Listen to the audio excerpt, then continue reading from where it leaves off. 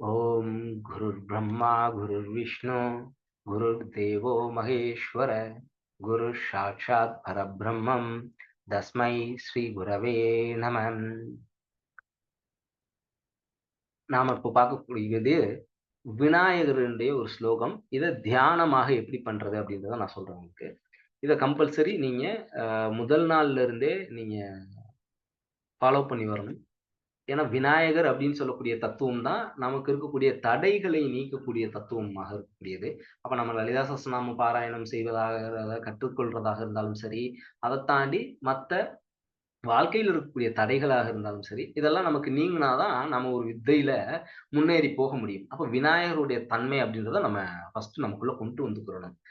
அதுக்கு முக்கியத்துவமாக இந்த விநாயகர்களுடைய இந்த தியான வழிமுறை அப்படின்றது உங்களுக்கு கை கொடுக்கும். இத கம்பல்சரி நீங்க தினசரி கடைபிடிக்கணும். அது நேரம் அப்படின்றதெல்லாம் இல்ல. எப்போ நீங்க குளித்துவிட்டு, சுத்தமான ஆடை அணிந்து, ஒரு 5லிருந்து ஒரு 10 நிமிஷம் ஸ்பெண்ட் பண்ணி, விநாயகருடைய இந்த பிரார்த்தனை பண்ணுங்க.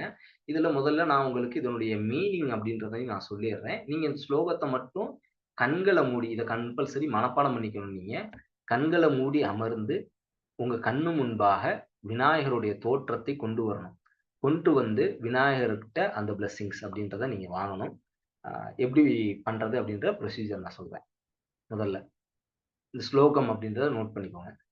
வக்ரதுண்ட மகாகாய சூரியகோடி சமப்பிரப நிர்விக்னம் குருமே தேவ. இந்த இடம் பார்த்தீங்கன்னா, கு இல்ல அது. குரு அப்படின்னு சொல்லக்கூடாது. குரு. KURU. அந்த குரு.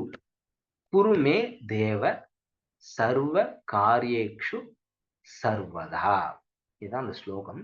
இதுக்கு முதல்ல பொருள் விளக்கம் சொல்லிர்றேன். வக்ர துண்ட வளைந்த துதிக்கையை உடைய. வளைந்த தும்பிக்கை தான் சிவ விநாயகருக்கு இருக்கும் இல்லையா? அதுதான். வளைந்த துதிக்கையை உடைய அப்படின்னு பொருள்.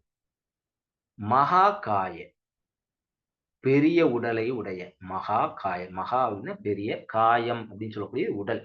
அப்போ வக்ரதுண்ட வளைந்த தும்பிக்கையை உடைய பெரிய உடலை உடையவர் அப்படின்றது பொருள். அப்ப இவர நமக்கு முன்பாக தியானிக்கும் போதே பெரிய உருவமாக தான் நம்ம தியானிக்கணும். வானத்திற்கும், பூமிக்கும் எல்லை இல்லாத எவ்வளோ பெருசா நீங்க விநாயகர நினைக்கிறீங்களோ, அவ்வளோ பெருசா நினைச்சுக்கலாம். அவருக்கு வளைந்த தும்பிக்கை இருக்கின்றதையும் நினைக்கணும். சூரிய கோடி சமப்பிரப. சூரிய கோடி. கோடி சூரியனை போன்ற பிரகாசம். சூரியன் காலையில உதிக்கும் இல்லையா? அப்ப நம்ம ஒரு வர்ணம் பார்க்கிறோம். சிவந்த வர்ணம், அருணோதய வர்ணம் அப்படின்னு சொல்லிட்டு. அதே கோடி சூரியன் இருந்தா எவ்வளவு பிரகாசம் இருக்கும். அந்த பிரகாசம் இந்த கணபதியுடைய உடல்ல இருக்கு. அதான் கோடி சூரிய கோட்டி அப்படின்னு சொல்லக்கூடியது. கோடி சூரியனை போன்ற பிரகாசம். சமப்பிரப அதற்கு சமமான கோடி சூரியனை போன்ற பிரகாசத்துக்கு சமமான ஒளியோடு இருப்பவர் அப்படின்னு பொருள். இந்த தேவர்கிட்ட தான் நம்ம கேட்கிறோம். என்ன கேட்கிறோம்? நிர்விக்னம். தடைகளை அகற்றுங்கள். அதான் நிர்விக்னம். நிர்விக்னம். விக்னங்கள் இல்லாம பண்ணுங்க. நிர்விக்னம். குரு. குருனா சீக்கிரம் அப்படின்னு அர்த்தம். நிர்விக்னம் குரு மே தேவ. மே என்னுடைய தேவ தேவரே.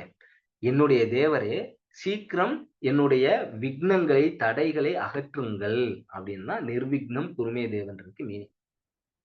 சர்வ காரியக்ஷு அனைத்து காரியங்களிலும் சர்வதா ஆசிர்வதியுங்கள் அப்படின்னு கேட்கிறோம். அப்போ இந்த ஸ்லோகத்துடைய விளக்கம் என்னன்னா, மிகப்பெரிய உடலை உடைய, வளைந்த தும்பிக்கை உடைய, கோடி சூரியனை போன்ற பிரகாசத்தை உடைய என்னுடைய தேவரே, எனக்கு இருக்கக்கூடிய தடைகளை எல்லாம் சீக்கிரமாக அகற்றுங்கள். என்னுடைய அனைத்து காரியங்களும் நல்லபடியாக நடக்க ஆசீர்வதியுங்கள் அப்படின்னு கேட்கிறது தான் இந்த ஸ்லோகம். பொருள் புரிஞ்சிருக்கும். ஆ எப்படி நம்ம சொல்றது அப்படின்றதும் புரிஞ்சிருக்கும். இது என்ன பண்ணணும்னா, கண்கள மூடி அமர்ந்து, நேராக உட்கார்ந்து, வக்ரதுண்ட மகாகாய விநாயகர ரொம்ப பெரிய உருவமாக தியானிக்கிறீங்க. உங்கனால எவ்வளோ பெருசா தியானிக்க முடியுமோ, அவ்வளோ பெருசா தியானிங்க. அதுல வளைந்த தும்பிக்கையுடைய விநாயகராக நீங்க நினைக்கிறீங்க அவர.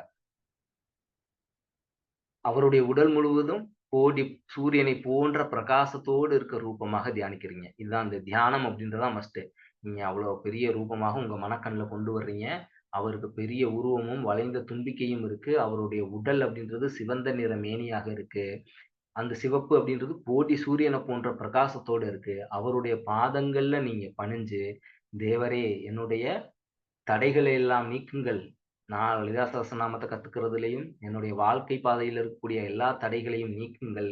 அதேபோல எனக்கு இருக்கக்கூடிய எல்லா காரியங்கள்ல இருக்கக்கூடிய விஷயங்கள்லயும், நான் செய்யக்கூடிய எல்லா செயல்கள்லயும் எனக்கு துணையாக இருந்து ஆசீர்வதியுங்கள் தேவரே!" அப்படின்றத நீங்க ஒரு 2லிருந்து 5 நிமிடம் விநாயகர இந்த ரூபத்த மனசுல எண்ணி தியானம் பண்ணுங்க. விநாயகருடைய அருள் உங்களுக்கு பரிபூர்ணமாக முழுவதும் இருக்கும். ஸ்ரீமாத்ரே நம! ஸ்ரீ குருபியோ நம!